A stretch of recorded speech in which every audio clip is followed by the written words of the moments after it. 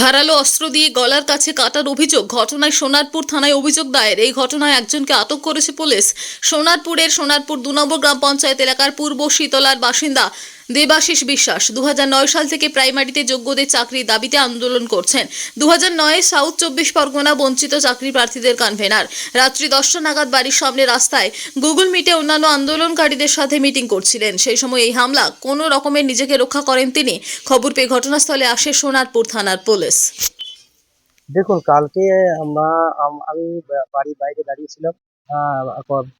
আমাদের হচ্ছে ফোন কনফারেন্সে ছিলাম।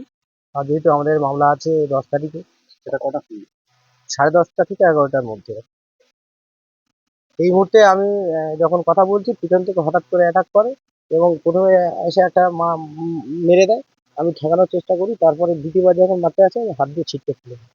তারপরে দেখি গলা থেকে রক্ত বেরোচ্ছে। এবারে তারপরে আমি আমাদের বন্ধুদের সঙ্গে সঙ্গে ডাকতে লাইট ফাইট মেরে এসে যখন দেখে যে হ্যাঁ সত্যি গলায় এ করেছে, ও দৌড়ে পালায়। তারপরে ঘন্টাখানিক পরে আবার পুলিশ এসে ওকে অ্যারেস্ট করে সোনাপুর থানায় নিয়ে যায়। আমি ঠিক জানি না, আমি তাকে চিনিও না, তাকে জানিও না।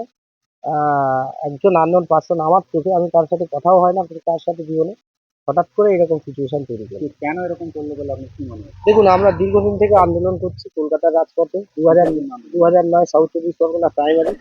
তো আমরা এটা মনে করছি যে এটা একটা আতঙ্ক, যে অবশ্যই আমার উপরে অ্যাটাক হয়েছে। এর আগেও অ্যাটাক হয়েছিল একবার, কোর্টের সামনে একবার অ্যাটাক হয়েছিল, সেক্ষেত্রে থানাতেও জানানো আছে।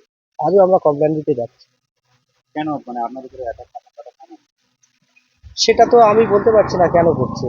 আমরা সত্যি কথা বলছি বা আমরা এই প্যানেল নিয়ে লড়াই করছি, কোর্টে দুর্নীতি প্রমাণিত হচ্ছে, হয়তো সে কারণে আমাদের সন্দেহ হচ্ছে। কারা করতে পারে? এটা এখন পর্যন্ত আমি কোনো আন্দাজ করতে পারছি না। কারা করছে, কেন করছে, কি কারণে করছে, সম্পূর্ণ অজ্ঞাত। কি চাইছেন আপনি? আমি চাইছি এই ধরনের ঘটনা ঘটবে কেন? আজকে আমার ক্ষেত্রে ঘটেছে, একটা আননোন পার্সনের ক্ষেত্রেও হতে পারতো। রাস্তা দিয়ে ছেলে মেয়ে চলবে কি করে, সেটাও তো হতে পারতো। এবং আমাকেই বা টার্গেট করা হলো কেন?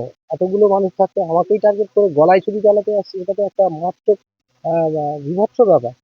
তাহলে কোথায় বাস করছি আমরা? আমরা মামলা করছি বলেই কি আমরা অ্যাটাক হবো? দেবাশিস বিশ্বাস, 2009 সাউথ 24।